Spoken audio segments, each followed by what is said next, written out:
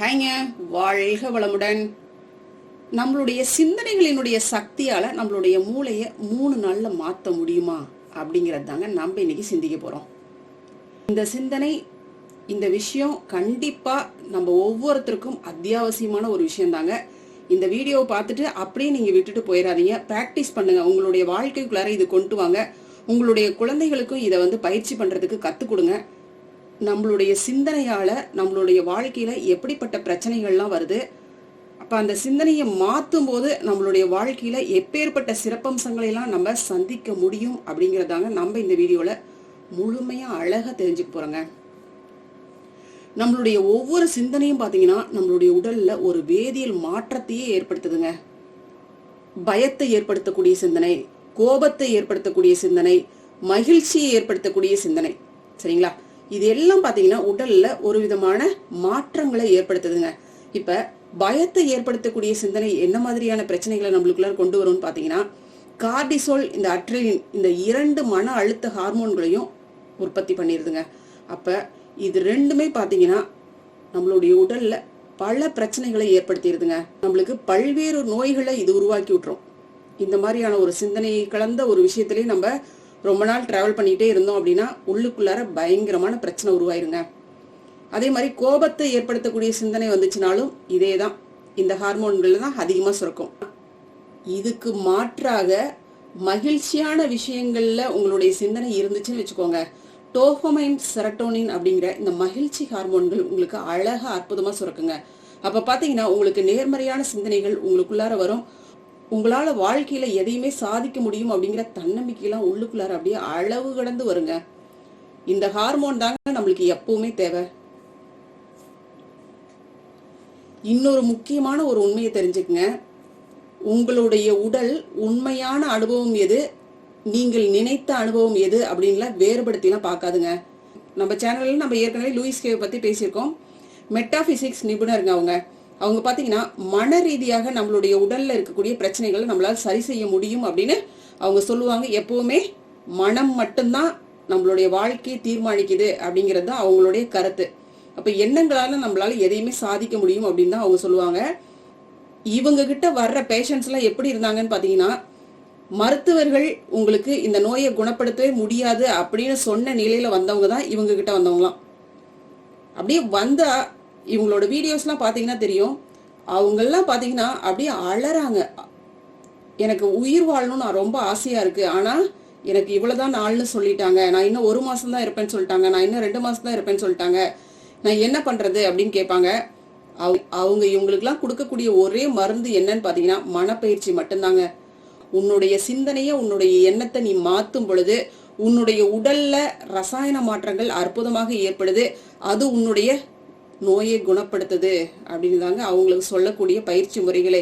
எண்ணற்ற மக்களை இந்த மாதிரியான பிரச்சனைகள்ல இருந்து காப்பாத்தி இருக்குதுங்க. அவங்களுமே ஒரு கேன்சர் பேஷண்ட் தான். அவங்களும் தன்னைத்தானே கியூர் பண்ணிட்டாங்க. அதுக்கப்புறம் தான் அவங்க இந்த மாதிரியான பிராக்டிஸ்லாம் மக்களுக்கு கொடுக்க ஆரம்பிச்சாங்க. ஸோ ஏன் இதை சொல்றேன் அப்படின்னு பாத்தீங்கன்னா, உங்களுடைய உடலுக்கு உண்மையான அனுபவம் எது, இப்ப நீங்க நினைக்கிறது, சிந்திக்கிறது, இந்த மாதிரியான அனுபவ சூழல்லாம் எது அப்படின்னு அது வேறுபடுத்திலாம் பார்க்காதுங்க. நம்மளுக்கு தான் அது வேறுபாடுலாம் தெரியும். ஆனா நீங்க உள்ள புகுத்தக்கூடிய அந்த எண்ணங்களுக்கு வேறுபடுத்திலாம் பார்க்க தெரியாதுங்க. நீங்க எதை உள்ள போட்டாலும் அது அதுவா செயல்பட ஆரம்பிச்சிருங்க.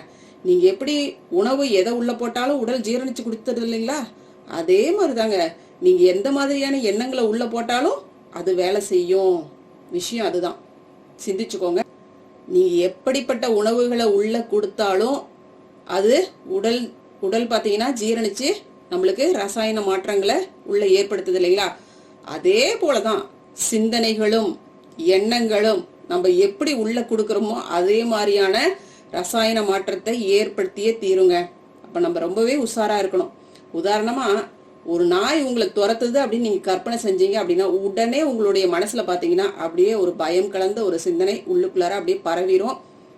எப்ப நீங்க நாயை பார்த்தாலும் உங்களுக்கு அதே மாதிரியான பிரச்சனைகள் தான் வருங்க. என்னுடைய க்ளோஸ் ஃப்ரெண்டுக்கு பாத்தீங்கன்னா ஒரு பிரச்சனை இருக்குங்க. அவங்களுக்கு நாயை கண்டா பயங்க. நானும் அவங்களும் டெய்லியுமே மார்னிங் வாக்கிங் போவோம். எப்பெல்லாம் நாயை அவங்க பாக்குறவங்களோ அப்பெல்லாம் அந்த நாய் பாத்தீங்கன்னா அவங்கள துரத்துங்க.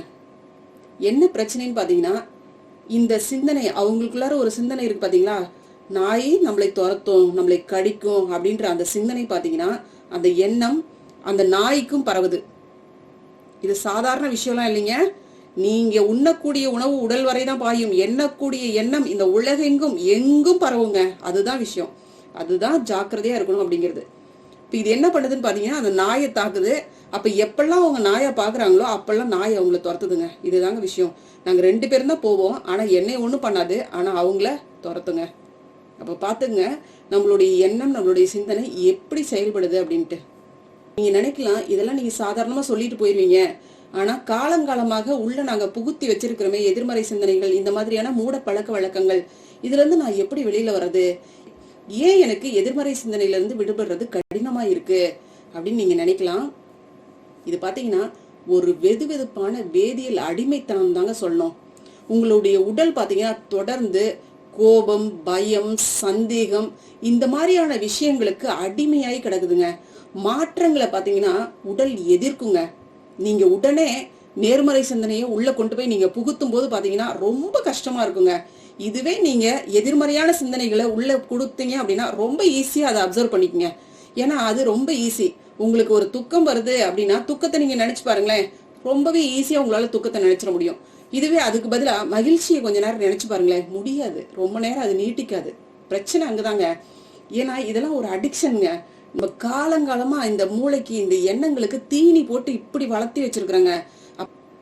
அப்ப கண்டிப்பா பாத்தீங்கன்னா அதுல இருந்து விடுபடுறது கொஞ்சம் சவாலான விஷயமா தான் இருக்கும், ஆனா முடியுங்க. நம்மளுடைய இந்த நரம்பியல், அதாவது இந்த மூளை நரம்பியல் பாதைகளுடைய ஆழமான பதிவுகள்லாம் எப்படி இருக்குன்னு பாத்தீங்கன்னா, வாழ்க்கைங்கிறது கஷ்டம், அதாவது மனித வாழ்க்கைங்கிறது கஷ்டம், படிக்கிறது கஷ்டம், பணம் சம்பாதிக்கிறது கஷ்டம், கல்யாணம் பண்ணா பிரச்சனை, நம்மளுக்கு வரக்கூடிய அந்த தோழமைகள்லாம் பிரச்சனையா இருக்கு, யாரையுமே நம்மளால நம்ப முடியல, எல்லாருமே கெட்டவங்களா இருக்கிறாங்க, இந்த மாதிரியான சிந்தனைகள்லாம் உள்ள அதிகமா இருக்கு. அது மட்டும் இல்ல, நான் என்னுடைய வாழ்க்கையில ஜெயிக்கவே முடியாது, உறவுகள் எல்லாருமே போலி, எனக்கு உறவுகள்லாம் சரியா இல்லை அப்படின்னு நீங்க மீண்டும் மீண்டும் உங்களுடைய மூளைக்கு கொடுத்துக்கிட்டே இருந்தீங்க அப்படின்னா அது என்ன பண்ணுங்க, அப்படியே நல்ல கம் மாதிரி உள்ள நல்லா பதிவாயிருங்க, நல்லா பிடிச்சுக்கும். உள்ள ஒரு அழகான புல்வெளி இருக்குங்க. அந்த புல்வெளிக்கு நடுவுல நீங்க நடக்க ஆரம்பிக்கிறீங்க. அதாவது இடையில அந்த புல்லு மேலேயே நடக்க ஆரம்பிக்கிறீங்க. திரும்ப திரும்ப அதே பாதையிலே தொடர்ந்து நடந்து போயிட்டே இருக்கிறீங்க. அப்ப பாத்தீங்கன்னா அந்த இடத்துல ஒரு பாதை உருவாயிரும் இல்லைங்களா? அந்த இடத்துல புட்கள் முளைக்குங்களா? மறுபடியும் நம்ம நடக்க நடக்க அந்த இடத்துல ஒண்ணுமே வளராது இல்லைங்களா? அது போலதாங்க அது எல்லாம் அமுங்கி போயிரும். அப்ப என்ன ஆகுதுங்க, நீங்க எதை அந்த இடத்துல கொடுக்குறீங்களோ அதுதான் அங்க பதியுது. நீங்க அந்த இடத்துல கால் தரையை பதிக்கிறீங்க, அந்த இடத்துல ஒண்ணுமே வரதில்லை, உங்களுடைய காலடி தடம் தான் அங்க இருக்கு, அந்த இடத்துல பூக்கள் வளராது. பிரச்சனை அதுதாங்க. அதே மாதிரிதான் நம்ம இந்த மூளையில விஷயங்களை புகுத்துறோம். நீங்க உள்ள நடக்கிறதா நினைச்சுக்கோங்க, இத கற்பனை பண்ணிக்கோங்க. உள்ள நீங்க திரும்ப திரும்ப ஒரு விஷயங்களை புகுத்திக்கிட்டே இருக்கீங்க. இதுவும் இந்த நடைபாதை மாதிரிதாங்க. அப்ப எப்பேற்பட்ட சிக்கலை நம்ம உள்ளுக்குள்ளார கொடுக்குறோங்கிறத மட்டும் சிந்திச்சு பாருங்க. அன்பானவர்களே, இந்த மாதிரியான ஒரு சூழல்ல இருந்து கண்டிப்பா நம்ம வெளியில வரணும் இல்லைங்களா? அப்ப இதுக்கான மாற்று விஷயம் என்ன அப்படிங்கறத நம்ம சிந்திக்கலாங்க. நம்முடைய மூளையை மாற்றக்கூடிய அதிசய திறன், அதாவது நியூரோ பிளாஸ்டிசிட்டி, இததான் மருத்துவ உலகம் சொல்லுதுங்க. உங்களுடைய மூளை உங்களுடைய சிந்தனைகளால மாற்றப்படுது. புதிய நரம்பியல் பாதைகளை நம்மளால உருவாக்க முடியும், புதிய வாழ்க்கையை நம்மளால உருவாக்க முடியும் அப்படிங்கிறாங்க. ஆனா நம்மள பெரும்பாலான மக்கள் என்ன நினைக்கிறாங்கன்னு பாத்தீங்கன்னா, வெளி உலகம்தான் முதல்ல மாறணும் அப்படின்னு காத்துக்கிட்டு இருக்கிறாங்க. இதுதாங்க தவறான அணுகுமுறை. உள்ளுக்குள்ளார மாறணுங்க. உள்ள நடக்கக்கூடிய அந்த செல்ஃப் டாக், அந்த உள் உரையாடல் இருக்கு பாத்தீங்களா? மனம் ஓயாம எதையோ பேசிக்கிட்டே இருக்கு, உள்ள சிந்தனைகள் ஓடிக்கிட்டே இருக்கு இல்லைங்களா? அதை என்னன்னு கூர்ந்து கவனிக்கணுங்க, வாட்ச் பண்ணணும். நீங்க எந்த ஒரு விஷயத்தையும் நீங்க கவனிச்சீங்க அப்படின்னா அது கரெக்ட் ஆயிருங்க. கவனிக்காம விட்டோம் அப்படின்னா தான் அது தாறுமாறா போகும். எல்லா விஷயம், வாழ்க்கையில எல்லா விஷயங்கள்லயும் அப்படிதாங்க. நம்ம உதாரணமா நம்மளுடைய குழந்தைகளையும் நீங்க எடுத்துக்கோங்களேன். நீங்க உங்களுடைய குழந்தைகள் செய்யக்கூடிய விஷயங்களை நீங்க கவனிக்கல அப்படின்னா அதனுடைய பாதை எப்படி இருக்கும்னு சிந்திச்சு பாருங்க. அந்த இடத்துல நம்மளுக்கு பயம் வருது இல்லைங்களா, இதை விட்டா சரி பண்ண முடியாது அப்படின்ட்டு. அப்ப ஏங்க நம்மளுக்குள்ளார நடக்கக்கூடிய விஷயங்களை மட்டும் நம்ம கவனிக்க தவறிடுறோம்? அதனால நமக்குள்ளார நம்ம மாற்றத்தை கொண்டு வரணுங்க. அதுக்கப்புறம் பாத்தீங்கன்னா வெளி உலகம் தானா மாறிடுங்க. இப்ப நாயை கண்டா அவங்களுக்கு பயம் அப்படின்னா, இப்ப உள்ள இருக்கக்கூடிய அந்த சிந்தனை மாறணும். நாய் ஒன்னும் பண்ணாது அப்படின்னு நினைச்சா கண்டிப்பா அந்த நாய் ஒன்னும் பண்ணாதுங்க. எண்ணம் தாங்க அங்க தாக்குது. அப்ப கண்டிப்பா அது ஒன்னும் பண்ணாதுங்க. எனக்கு உறவுகள் பிரச்சனை அப்படின்னு நீங்க உள்ள மனசுல போட போட பாத்தீங்கன்னா உறவுகளோட உங்களுக்கு கண்டிப்பா பிரச்சனை வரத்தாங்க செய்யும். எனக்கு உறவுகள் சுமூகமாக இருக்கு அப்படின்னு நீங்க தொடர்ந்து உள்ள போட போட பாத்தீங்கன்னா நல்ல உறவுகள் உங்களை நோக்கி வருங்க.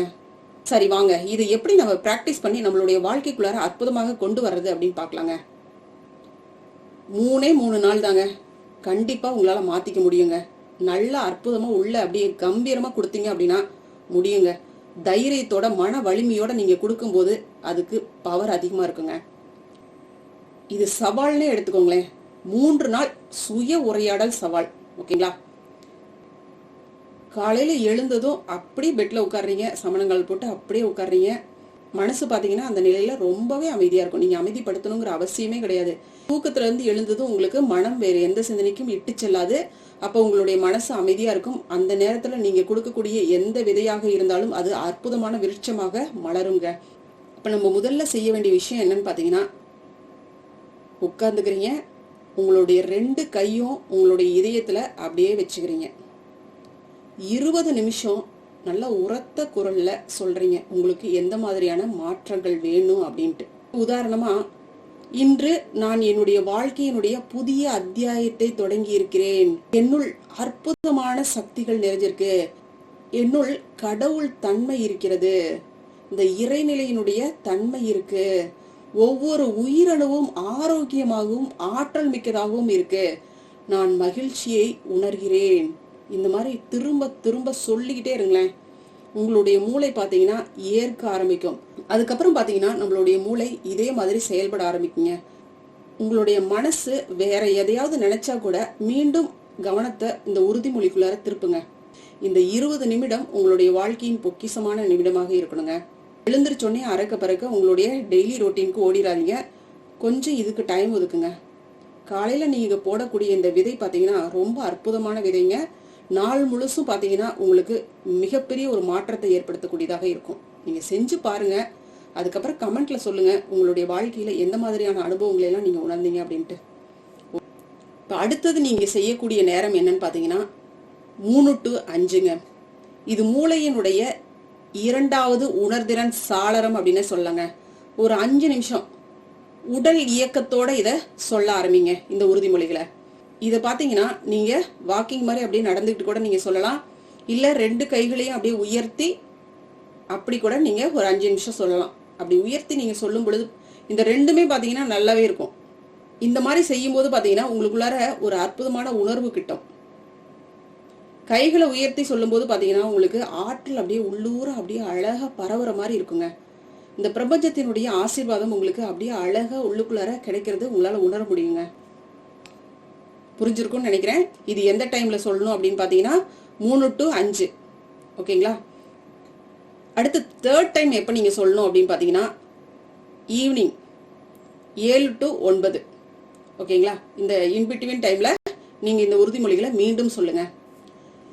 இது எப்படி நீங்க சொல்லணும் அப்படின்னு பாத்தீங்கன்னா அதே மாதிரிதான் காலையில எப்படி இதயத்துல கை வச்சு சொன்னோமோ அதே மாதிரி நல்ல இதயத்துல 2 கையும் வச்சுக்கிறீங்க. வச்சுக்கிட்டு இன்னைக்கு நான் என்னுடைய மூளையில புதிய பாதைகளை உருவாக்கி இருக்கிறேன் அப்படின்னு உறுதிப்படுத்துங்க.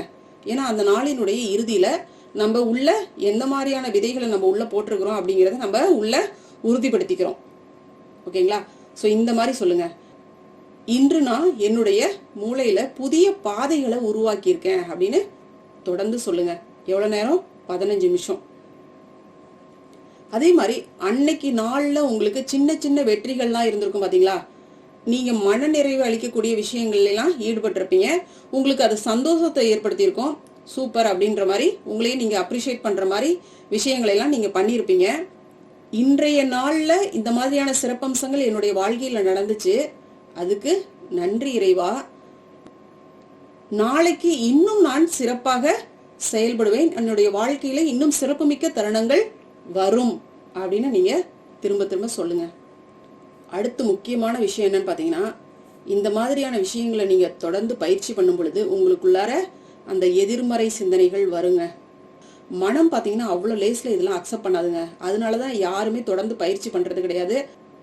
இன்னைக்கு பெரும்பாலான மக்கள் வாழ்க்கையில பிரச்சனைகளுக்கு உள்ளாகிறதுக்கு காரணம் என்ன அப்படின்னு பாத்தீங்கன்னா, இதை ஜெயிக்க முடியல, மனசை ஜெயிக்க முடியலைங்க.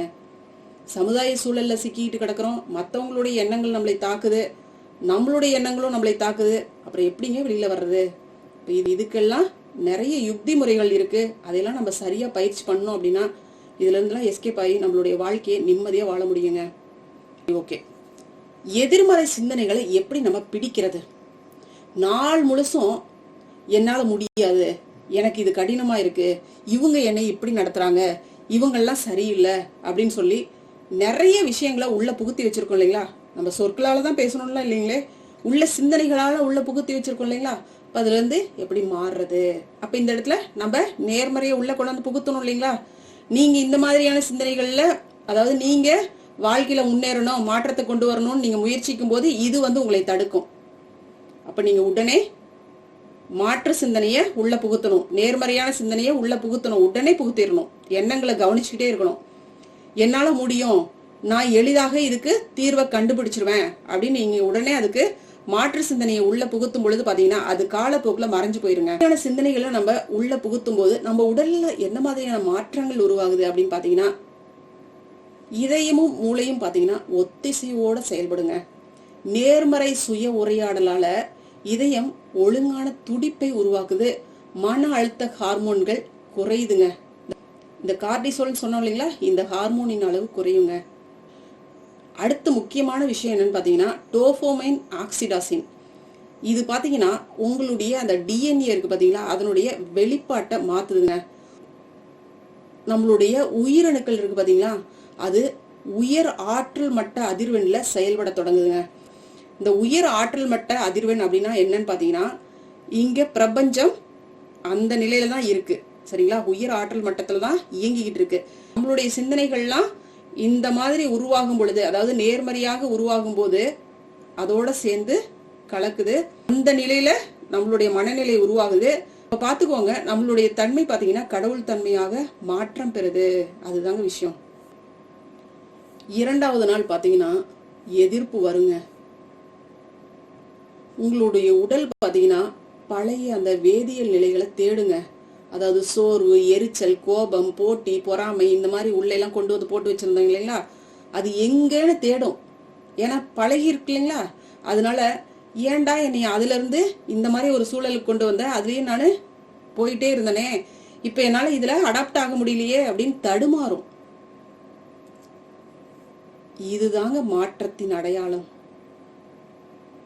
நீங்க ஒருபோதும் அந்த மாதிரி திரும்ப போயிடாதீங்க. விட மாட்டேன், நம்மளுடைய வாழ்க்கை மாறிடுச்சு, நான் இனிமே இப்படித்தான், நான் புது மனுஷி, நான் இப்படித்தான் வாழ போறேன் அப்படின்னு தெளிவா சொல்லுங்க.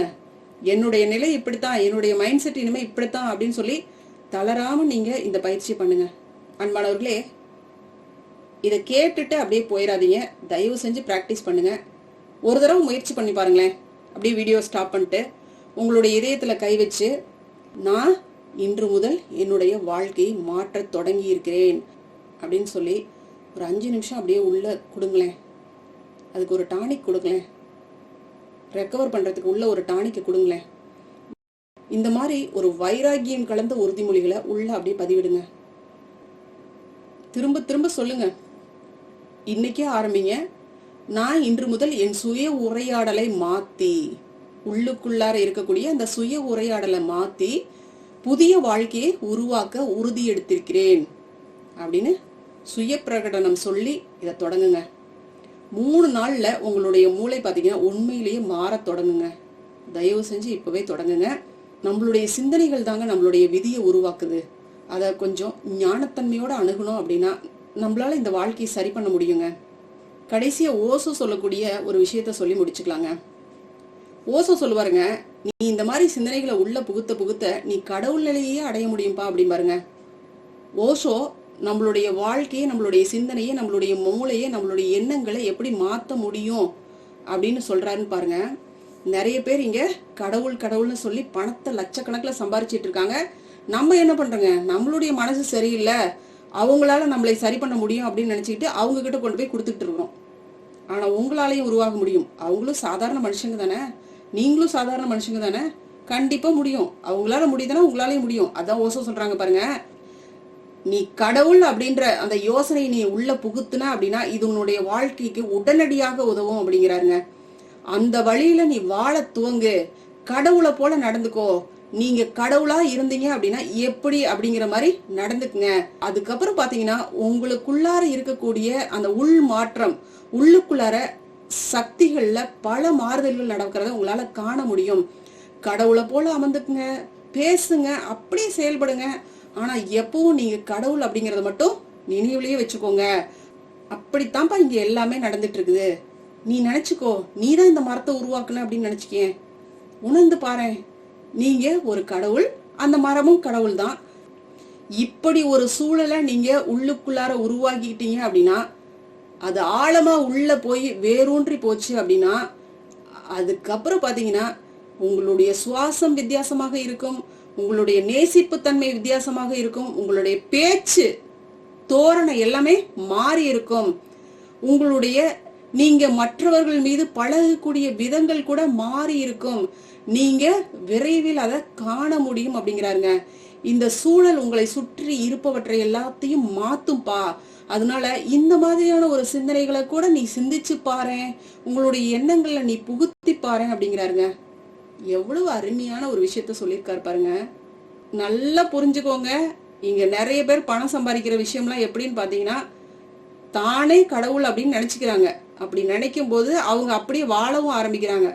அப்படி பண்ணும் பொழுது பாத்தீங்கன்னா அடுத்தவன் என்ன நினைக்கிறாங்கிறது அவங்க தெரிஞ்சு போயிருது. அங்க மனசுல இருக்கிறத சொல்லிடுறான் கரெக்டா. பிரச்சனை அங்கதாங்க இருக்கு. அந்த அளவுக்கு நம்ம மனசை வீக்கா வச்சுக்கிட்டு கிடக்குறோம். நான் ஒரு தடவை ஒரு சாமியாரை பார்க்க போயிருந்தேன். பக்கத்து வீட்டுக்காரங்க போனாங்க அப்படின்னு சொல்லிட்டு நானும் ஒரு தடவை அவங்களோட போயிருந்தேங்க. அவங்களுக்கு அவன் பாத்தீங்கன்னா உனக்கு இந்த மாதிரி பிரச்சனை இருக்கு அப்படின்னு சொல்றான். என்னை பார்த்தோன்னே நீ நம்புனாதான் உனக்கு என்னால சொல்ல முடியும் அப்படிங்கிறான். ஏன்னா அவன் நம்பிக்கையே இல்லை எனக்கு. நீ ஒரு போலி அப்படிங்கிறது தெரியும். உன்னால எப்படி என் வாழ்க்கையை மாத்த முடியும்? நான் தானே என்னுடைய வாழ்க்கையை மாத்த முடியும். நீ எப்படி மாத்துவ? ஒரு ட்ரையலுக்கு தான் நான் போனேன். சரி அங்க என்ன நடக்குது அப்படின்னு பாக்குறதுக்கு தான் நான் போனேன் அவங்களோட. ஸோ அந்த இடத்துல நம்மளுடைய மனசு ஸ்ட்ராங்கா இருக்கு. ஏன்னா நம்மளாம் பாத்தீங்கன்னா மனவள கலை அப்படிங்கிற ஒரு அற்புதமான பொக்கிஷத்துல பயிற்சி எடுத்துக்கிட்டு 25 வருடங்களாக வாழ்ந்துகிட்டு இருக்கிறோம். இந்த மனம்னா என்ன, எண்ணம்னா என்ன, நம்மளுடைய வாழ்க்கையை எப்படி மாத்த முடியும் அப்படிங்கறதெல்லாம் நம்மளுக்கு தெரியும். அந்த மாதிரி ஒரு சூழல்ல நம்ம மனசை வச்சிருக்கிறோம். நிறைய தவங்கள் பண்றோம், பயிற்சிகள் சரியா பண்றோம். இந்த மாதிரி நம்ம வச்சிருக்கும் போது அந்த இடத்துல நான் அவங்களோட போய் அமர்ந்திருக்கும் பொழுது அவரால் ஒண்ணுமே பண்ண முடியல. அந்த மனிதரால என்னை ஒண்ணுமே பண்ண முடியல. அவன் சொன்ன விஷயம் என்னன்னா, நீ நம்பு அப்படிங்கிறான். அவனுக்கு தெரிஞ்சிருச்சு நான் நம்பலேன்ட்டு. அந்த அளவுக்கு அவன் நம்மளுடைய மனசை படிக்கிறான் பாருங்க.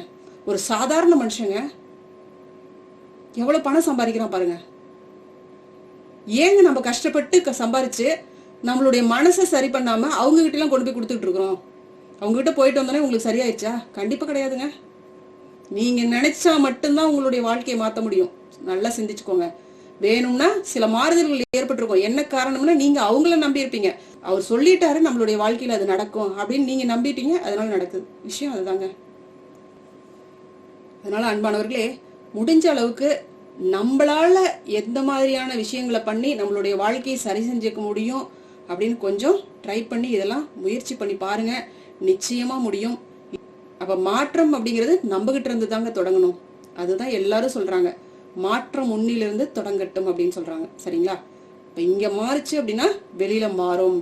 நம்மளுடைய குழந்தைகள் சரியில்லை அப்படின்னு நீங்க நினைச்சீங்கன்னா நீங்க மாறுங்க, அவங்க ஆட்டோமேட்டிக்கா மாறுவாங்க.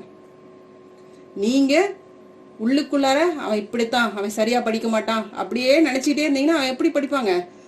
அவன் சரியா படிப்பான், அவனுடைய வாழ்க்கை சூப்பரா அமையும் அப்படின்னு நீங்க உள்ளுக்குள்ளார உங்களுக்குள்ளார தேனி போடுங்க. அது அங்க தாக்கும். குழந்தைங்க கிட்ட அதிகமா நீங்க பாசிட்டிவா பேசுங்க. உன்னால முடியாதுன்னு தயவு செஞ்சு ஒருபோதும் சொல்லிடாதீங்க ப்ளீஸ். முடியும்னு சொல்லுங்க. தைரியத்தை ஊட்டி ஊட்டி வளருங்க. சின்னதா ஒரு விஷயம் செஞ்சாலும் அதை அப்ரிஷியேட் பண்ணுங்க, பயங்கரமா அப்ரிஷியேட் பண்ணுங்க. இதுக்காக நீ முயற்சி பண்ணிட்டியா, சூப்பரா அப்படின்னு சொல்லுங்க. அது எவ்வளவு பெரிய குழந்தையா இருந்தாலும் சரிங்க. பாராட்டுக்கு மயங்காத மனிதர்களே இல்லைங்க. ஒவ்வொருத்தரும் பாராட்டுக்காக ஏங்கிட்டு இருக்கிறோங்க. யாராவது நம்மளுடைய விஷயங்களுக்கு அப்ரிஷியேட் பண்ண மாட்டாங்களா அப்படின்னு தான் நம்மளுடைய மனம் ஏங்கிட்டு இருக்குங்க. அதனால நம்மளுடைய குடும்ப உறுப்பினர்களையாவது நம்ம பாராட்ட கத்துக்கலாங்க. சரிங்களா? ஓகேங்க, நம்ம நிறைய பேசிட்டோம் இது சம்பந்தமா. கொஞ்சம் வாழ்க்கையில இதை கடைபிடிங்க. நன்றிங்க. வாழ்க வளமுடன். அருட்பேராற்றலின் அன்பு கருணையினால் நாம் அனைவரும் நல்ல உடல் நலம், நீல ஆயுள், நிறை செல்வம், உயர் புகழ், மெய்ஞானத்தோடு நல்லதொரு வாழ்க்கையை நலமுடனும் வளமுடனும் ஓங்கி வாழ்வோம். வாழ்க வளமுடன். வாழ்க வளமுடன். நன்றி.